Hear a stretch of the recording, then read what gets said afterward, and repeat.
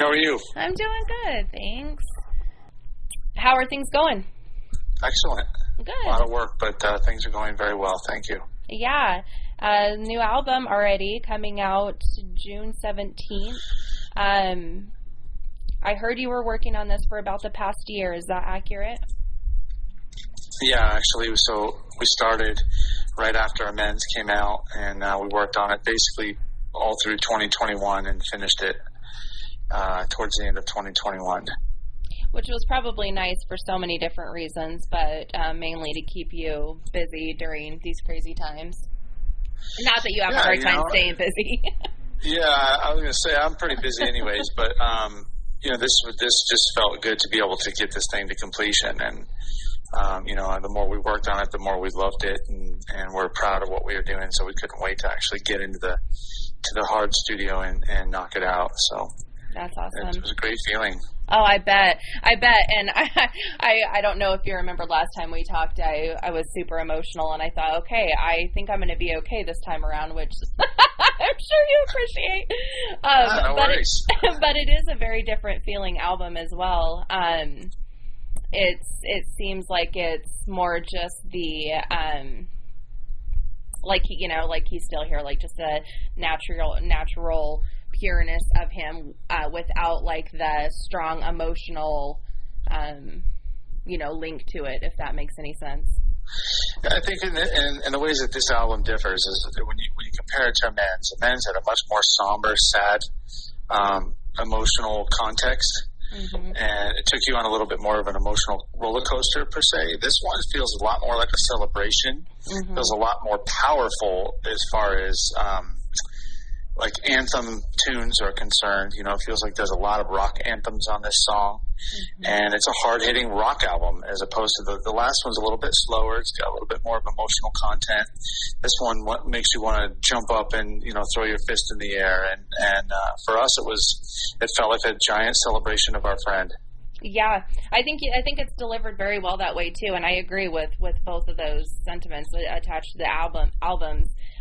It does seem like, the first one was definitely more of maybe a mourning period of, some of his more sorrowful songs, times, whatever. But yeah, this one, I think celebration is a wonderful way of explaining it, because that's definitely what it sounds like. Yeah, I would agree with you. It really does. Last time we talked, you had said that you were talking to some people for collaborating again, because you had some collaborations on the first album, and you got some pretty awesome collaborations on this album as well. How did you go about getting Dave Navarro and Richard on this album? Well, believe it or not, Dave was actually slated to work on the last album. We were going to be working with him, and we had a last-minute scheduling conflict in New York. Oh, that's right. I remember you saying that now. And so we had to scrap the plans for the last album. So he said, I really want to do this. Keep me in the loop for the next one. I said, okay. So right when we started booking studio time, we reached out to him via email and said, there's a song we're working on. If you're not interested anymore, totally cool. But if you still want to do it, let me know. And he hit me right back and said, absolutely, I'm in. Send me the song. So I sent him a song, and he's like, this is awesome. This is going to be fun. So he showed up and worked with us. I think we were in the studio for one day with him, and he absolutely tears it up. Mm-hmm. To me, have you heard the song Holding You yet with him? Yep, I've heard the whole album.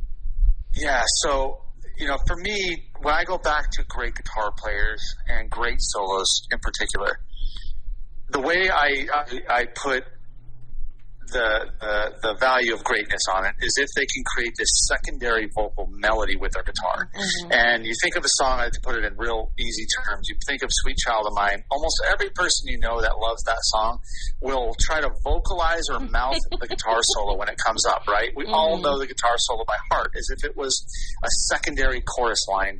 And I think Dave delivered a performance like that on Holding You. It makes me want to get to the guitar solo the whole time I listen to that song.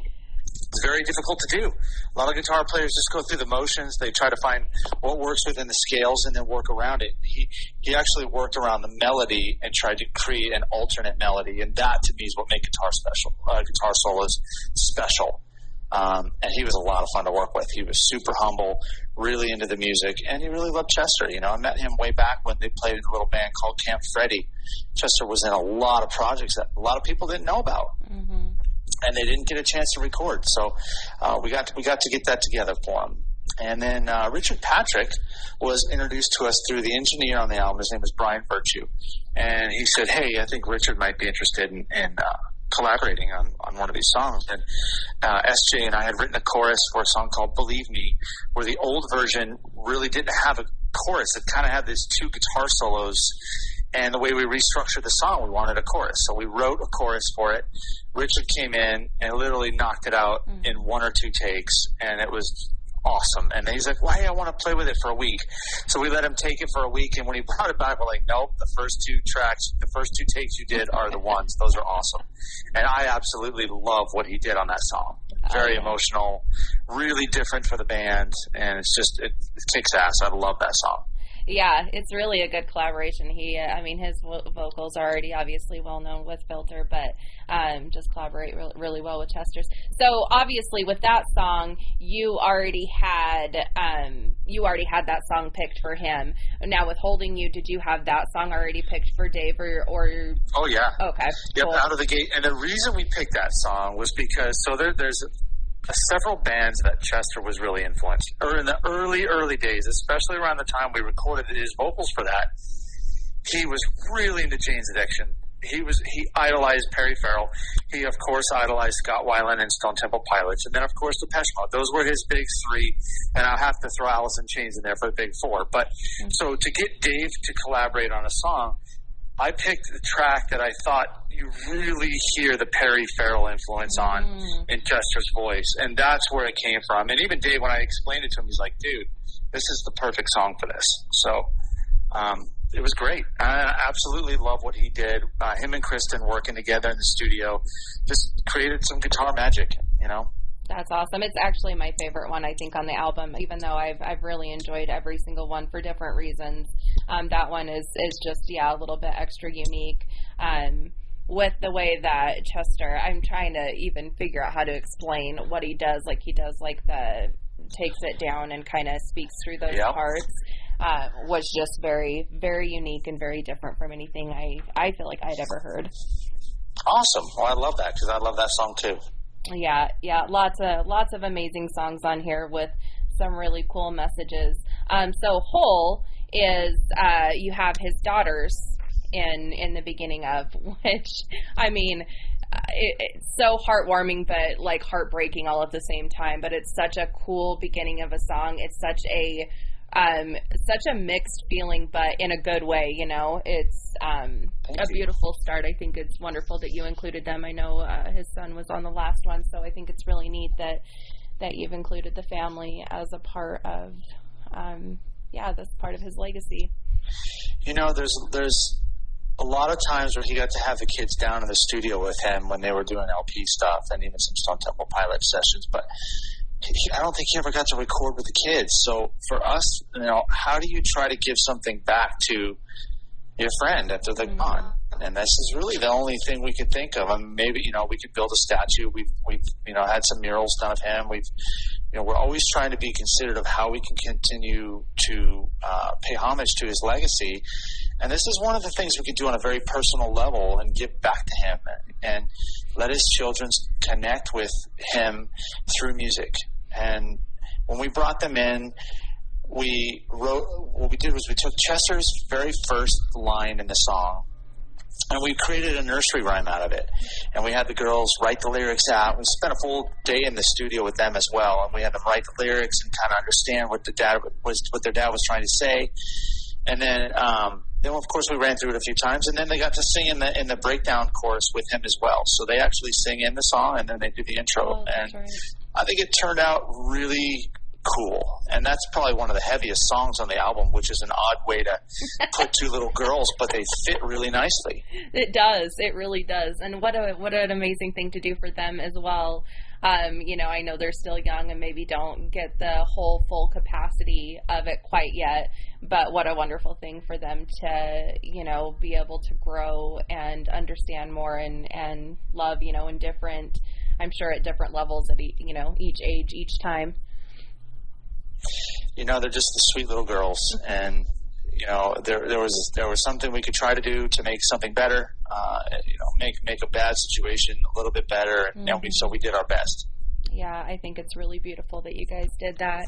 And I think there's so many really cool things that you guys did with this album, with his, you know, speaking at the very beginning with the kind of jokester, you know, personality that gets to come out kind of in the beginning there. That's the Saturation song. That's the one that's the only one you guys have released so far.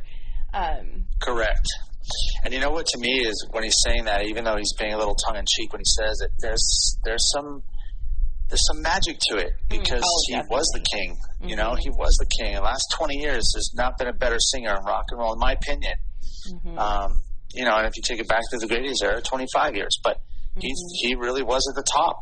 And to kind of have that happen, that vocalization comment back from 1996, you know, before he became the king, I thought was really special, and that's why we included that.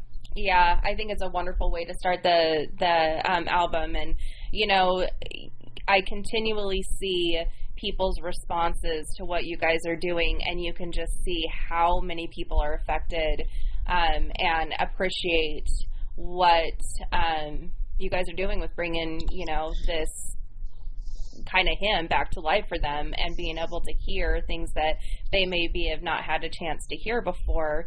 And I just think it's cool to see, you know, so many people, it touching so many people and having such a strong influence on so many people. Thank you. Yeah.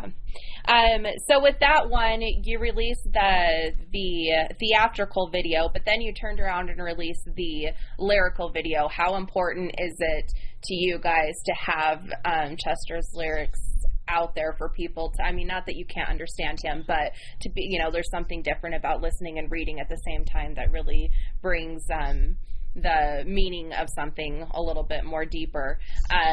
How important is that for you guys to do that? You know, to be honest, I never thought about it before until you just asked that question. It's a pretty cool question. I always thought of lyric videos as kind of a little corny, but now that you say it like that, it actually makes a lot of sense. People want to know exactly what he's saying, and I guess I'm old school, so I would always look in the CD booklet or the album jacket to find the lyrics. But I guess a lot of people are consuming music digitally now, so and visually. So I think, to your point, it's actually kind of a cool thing that they get access to that. I never really thought of it as an important thing until you just said that. So, well, I grew up the same way, you know, with my dad's like record albums. Bohemian Rhapsody had the lyrics on the back of the record, and getting when it got into the era of CDs, the booklets were some of the best things about the CDs. And so that gave you an intimate feel, right? It does. There's something very different about having a physical something that you can read along to some of your favorite songs that just gives it that much more depth. So with these releases, I know you guys have albums that are going to be released with this. Do you have the lyrics attached to them? Yes, they're on the inside of the LP and the CD. Cool. And then there's a deluxe version as well, I believe, coming out that has it also. Awesome. Yeah, you know, when there's some lyricists that are a little bit more either storytelling or maybe not super clear on what they're saying, just because it's, you know, more of a whatever their, I guess, flavor is or whatever their choice is. But with him, he always has had you know, a lot of meaning, metaphors and everything behind his lyrics. So I think it's important when it comes to lyricists like him to be able to have that. That's an excellent point. I'm going to steal that because I think that's a really good point. Steal it. So along with that, the Phoenix so I'm assuming, sorry, I'm all over the place. I'm assuming that the Phoenix was something that you guys chose to name it now and was not an original naming of any album or groups of music that you guys put together. Correct. The name The Phoenix has a lot of duality to it, but at its core, Chester embodies what the Phoenix means. Mm-hmm. He is the Phoenix. The music coming back to life through his passing is the Phoenix. Mm-hmm. Visually, the visual aesthetic with his flames on his wrist. The most iconic thing about Chester, besides his voice, people know his tattoos. Mm-hmm. And those flame tattoos really speak to the Phoenix. There's a double entendre with us being from the city of Phoenix. That's not really why we chose it. I didn't even go there with it. Yeah, I've had a lot of people ask that. So it's not, that really didn't even kind of come into our decision making on it. Really, it just embodied our friend and the music coming back to life through this album, and that's what it means. Yeah, that makes much more sense to me. I wouldn't even have thought about the place Phoenix, because first of all, it says "the" in front of it, and second of all, thank you for saying that. Thank you for saying that, because when I get that question, I'm like, really? That doesn't even make sense. But all right, okay. That takes the whole magic out of it, because if you know how a phoenix works, it's the rejuvenation. Right. It's an animal, but there's also something very powerful. I mean, I'm sure with you owning a tattoo shop, there's probably a lot of people that come in wanting to get phoenixes because of the metaphor behind it. And sure, I think it's a really cool name for this album. And again, it does go back to what this album portrays and what it's about, as far as celebrating him and kind of breathing new life into him, which is, what phoenixes do. They come back to life and sparkle even brighter than they may have prior. Thank you. You guys are also doing the docuseries on the creation of the Phoenix. You have one episode out so far. Do you know how often you're going to be releasing the episodes? Another great question. I'm not sure. I think it's about every 3 weeks. We're doing that right up until the time of the album release. So cool. I think we've got another one coming out maybe next week or maybe right after the next single. That's awesome. And do you think you'll be releasing that as like a video, DVD, whatever footage later, or are you just going to keep it on the YouTube channel? I don't, we've looked for a place to park Making Amends, and nothing seems to make sense other than YouTube right now, but we have a lot of fans that are asking for it, so we'd love to be able to put it out there. I don't care about making money on it. I just would like to see it live somewhere. So that's more important for us. But we'll, I guess if we get the right opportunity to place it somewhere, we will, for sure. I'd love to see it parked on, Netflix or Hulu or something like that, where people can have access to it all the time. Right. Yeah. Well, maybe someone will even come in, I don't even know what the names of all the producer or director or whatever, and even expand more upon what you guys did and make it like a whole documentary on the life of Chester. That'd be really cool. Yeah, that'd be awesome. Okay, so back to Saturation. It's been hitting lots of top lists, which is really, really cool. I'm sure that's been exciting to see how many lists it's hitting. In the video, in the theatrical video, you have footage of Chester singing that song, which I don't know if you happened upon that when you started going back and deciding to do this project, or if you have known about that footage for a while. But I thought that was really cool, being able to see him sing the song that you guys are singing, clear back then. Yeah, we basically have that for almost all the songs, to be honest. Oh, that's awesome. There's a few that we don't because of different band member changes when we started recording the shows. Once Mace joined the band, there were certain songs we didn't play anymore. But so you won't see all of the songs, but there's almost all the tracks. We have some video footage of him singing it somewhere. So is that just something that you guys used to regularly do, is videotape your guys' concerts and performances?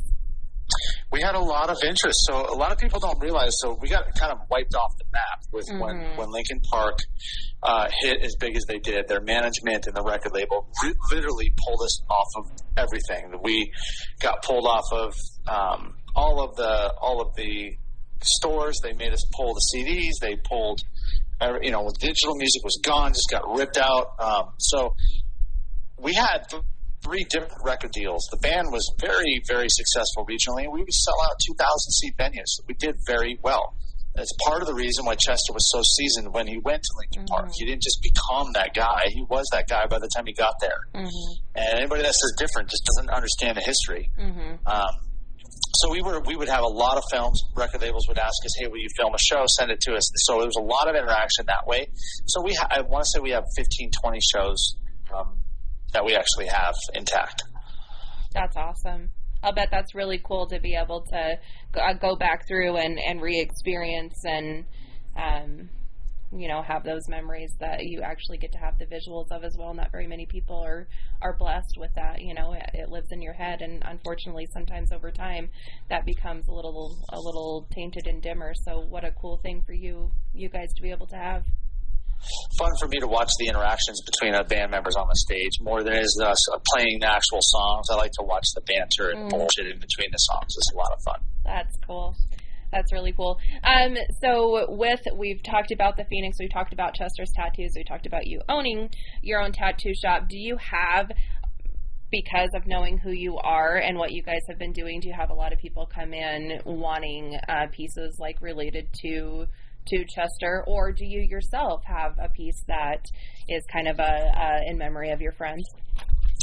So some people don't know this either. Chester and I were actually partners in the tattoo studios, and we have 6 of them that are called Club Tattoo, luxury piercing and tattoo studios. So they're very high end. We have studios in Las Vegas on the Strip, inside some of the casinos like the Venetian Grand Canal. We have them at Planet Hollywood, Miracle Mile shops, and the Link. So they're very high-end studios. So, yeah, we have a ton. And then we have studios in Arizona and Scottsdale, Mesa, Tempe. And he was a part of that right up until he passed away. And it was a pet passion of his and mine to work together in that business. And we did a lot of really cool things. We did our own shoe line and our own 2 different clothing lines and hair clippers and bicycle cards and all this really cool stuff that integrated with Club Tattoos. So something we love to do. And yes, a lot of his fans did know about it and do still to this day come in and get memorial tattoos for Chester at the shop. That happens a lot. We have big right after he passed, I had big enlarged photos from our friend Jim Laveau, who did a lot of our photo shoots, put inside all the studios. So he's there in memory at every single studio because of his history with the company. So that's first and foremost. And then, do I have a memorial tattoo for him? Yes, I did. I got a rendition of flames on my hand with the words the Phoenix on my hand, representing him in Chinese to go with my Asian themed sleeves. That's awesome. So is that a newer one then? Brand new. I just got it like 2 months ago. Oh my gosh, that's awesome. Have you posted pictures? Yeah, I did a live Instagram while I was getting it tattooed and tried to explain it to everybody and took a bunch of questions and I believe it's on there. Yes. Oh, that's cool. I'll have to go back and see that. I am terrible with Instagram. I still don't 100% know how to work it, and so I don't get on it very often.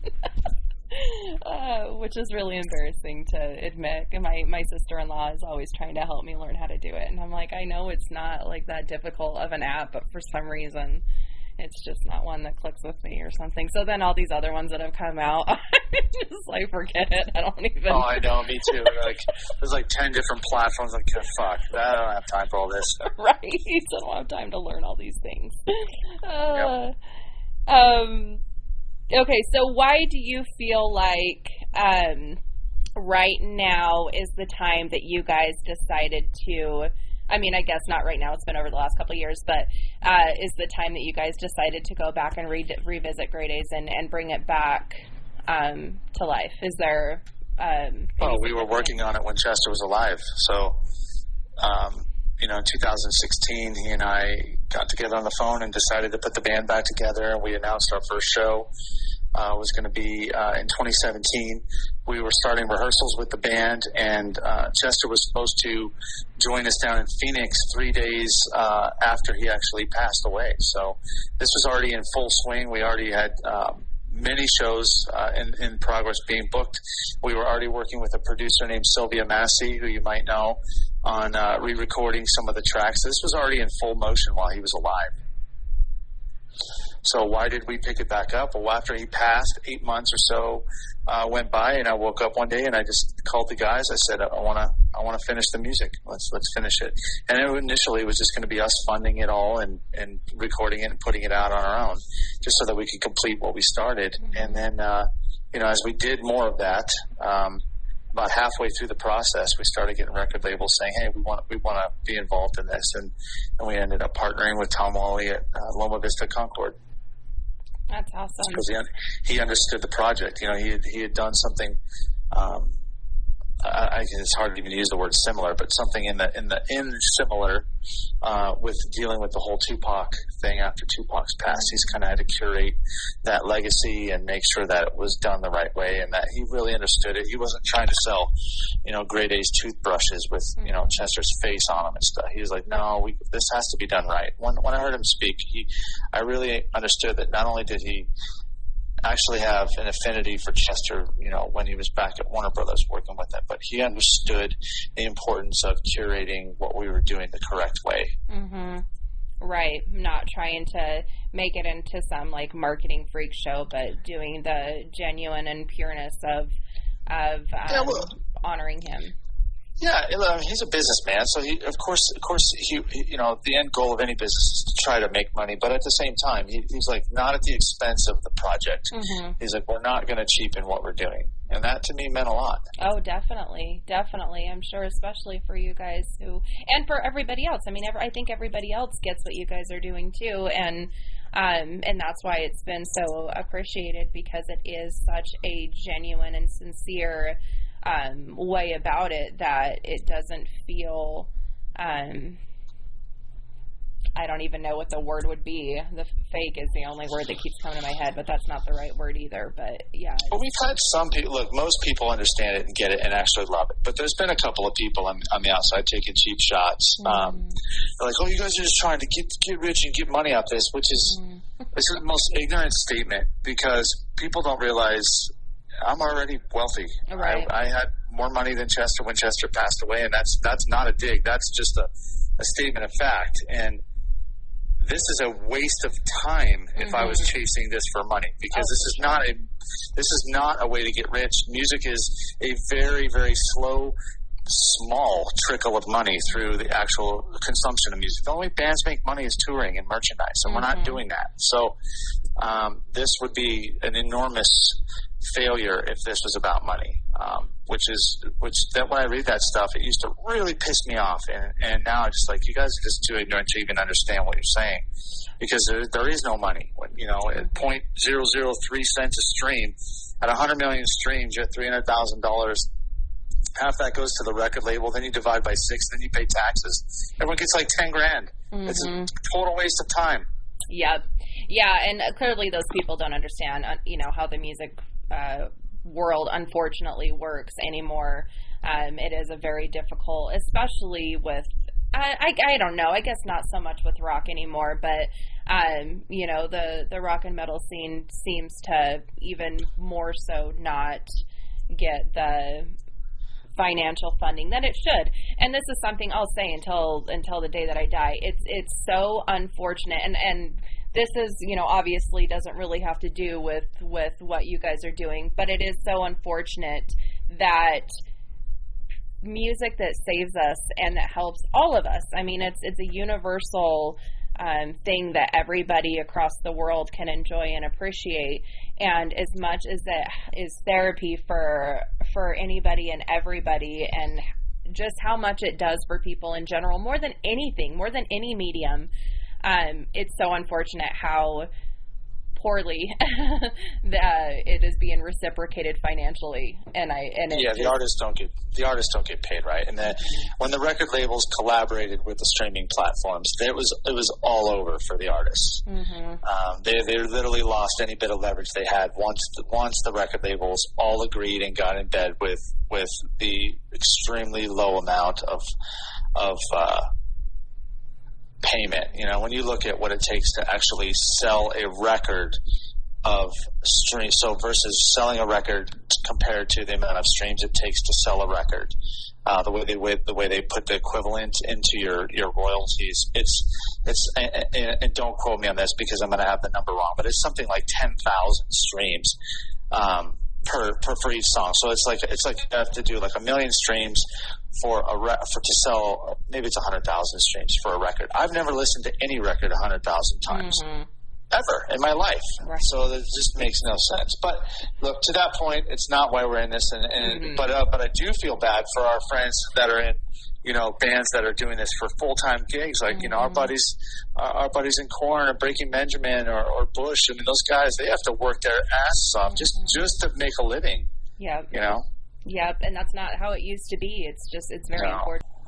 Okay, so what do you feel like? Well, first of all, do you have a favorite Chester lyric throughout either album? Off the first album, it's If I Had a Second Chance, I'd Make Amends. To me, that really summed up what we were doing and what that record was about. Off the new album, let me see. Let me think here.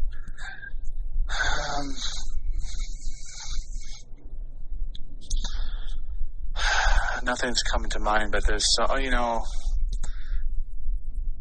I really like the first line in Hole. I would have sailed away if I'd known nothing would change. I mean, to me, that's a great line. It's like, if I'd have known it turned out like this, I'd have left a long time ago. I think that's really a cool lyric, and it's really metaphorical and just genius on his part.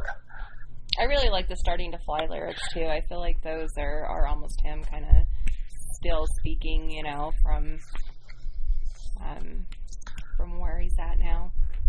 Thank you. We wrote that one together, actually, so a lot of that's me as well. Cool. That's really cool. Yeah, so, that was something else. Yeah, you is that the only song that you've collaborated on vocals with him on the 2 albums? No, I sing on many of the songs. But as far as lyrics go, I wrote approximately half of the lyrics with Chester. Oh, okay. Starting to Fly being one of them, Be Your Man, Holding You, Wake Me,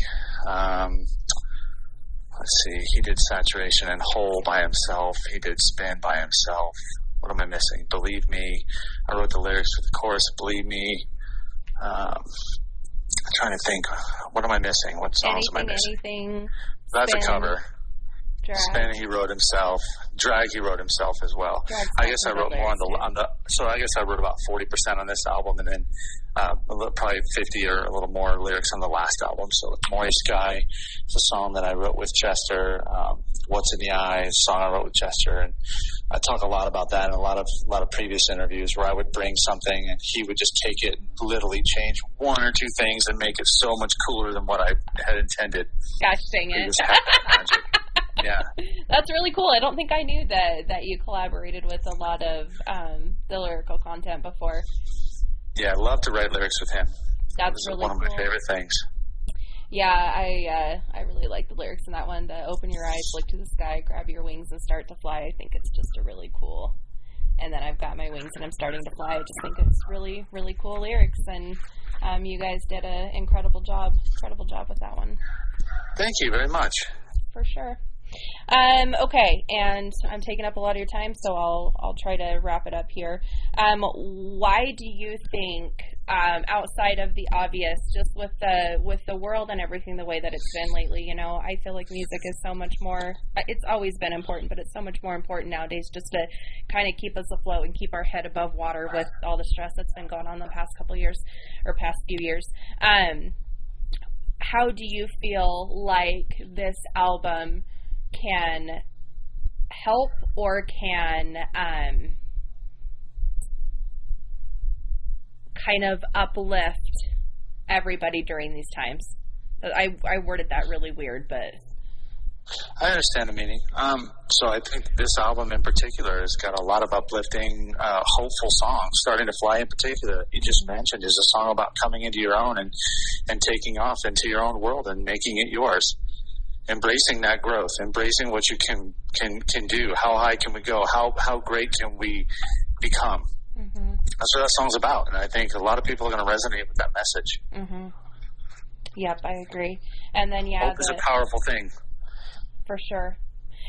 And then the drag lyric, life is much too short to be a drag, I think is a really good one right now too, given the nature of the world and everybody just kind of feeling a little defeated at times. I think it's important to have those nuggets of wisdom to remind us that we kind of have a lot more control than what we probably feel like we do, and to maybe start being mindful and appreciating things that we've kind of taken for granted. Yeah, and Chester had the ability to make you feel okay about not being okay, you know? And at least he gave you some comfort. And I think to your earlier comment, young people in particular are spending a lot more time by themselves with video games and on their computers and not maybe having as much human interaction. So I feel like now more than ever, maybe back in the early 70s and 80s where people were listening to records in their bedroom, you've got this connection with the artist and the listener, very specific connection that they feel they kind of have a relationship with Chester through music. And I see a lot of that in the comments. They're like, Chester got me through some hard times when nobody else was there. And I hear that a lot, by the way. And that's not just with Grey Daze. It's all of his projects with Linkin Park, Stone Temple, and Dead by Sunrise. So he had that innate ability to connect with people through what he was saying and how he was saying it. People could feel and understand that his emotions were not only raw, but they were very real, and he meant every word of it.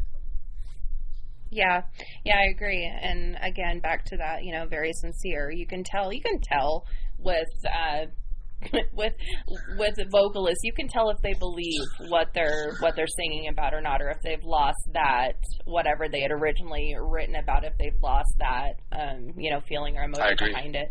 And that obviously was never ever the case with him. What do you think he would say now to people? He honestly, as awful as it was losing him early, it's so tough right now for people especially who struggle with depression to be, as you said, isolated and just living the life that we're living right now. What do you think he would try to, since you've been friends with him for a long time, and maybe you can't answer this, but what do you feel like he would be telling people right now to try to help him get through this? So my answer to your question is that I think he would say exactly what he was already saying when he was alive. Mm-hmm. He was one of the most kind and compassionate humans, and he would tell people that everything's going to be okay and that people care about you and love you. Even if you think like you're alone, you're not alone. There's people out there that understand and care, and I think that's the message he would carry through to today. I think that's wonderful. And is that the same message that you yourself would want to carry as well? Or is there a twist to that? Yeah, I would say Chester was much more of a compassionate guy than I am. I'm very caring and I want to help people out, but I have a lot more of that self-help, like you can do this on your own. You can work through this kind of thing. You can understand it and manifest success and all these other things. He was a lot more of a raw emotional nerve that really understood people's emotional sadness on a really, really deep level. I don't know that I connect like that with people. In a general sense, not to say I'm, stark, harsh or anything like that. He had a very special gift with that, and I'm not sure I have that gift. So, my message would be that yes, things are going to be okay. Keep fighting, keep trying. And I think he would come at it from a different angle. Well, it sounds like you guys balanced each other out really well then, because you need people who have their heads in the clouds, and you need people that have their feet strong on the ground, and it sounds like you guys were a good balance of both those things.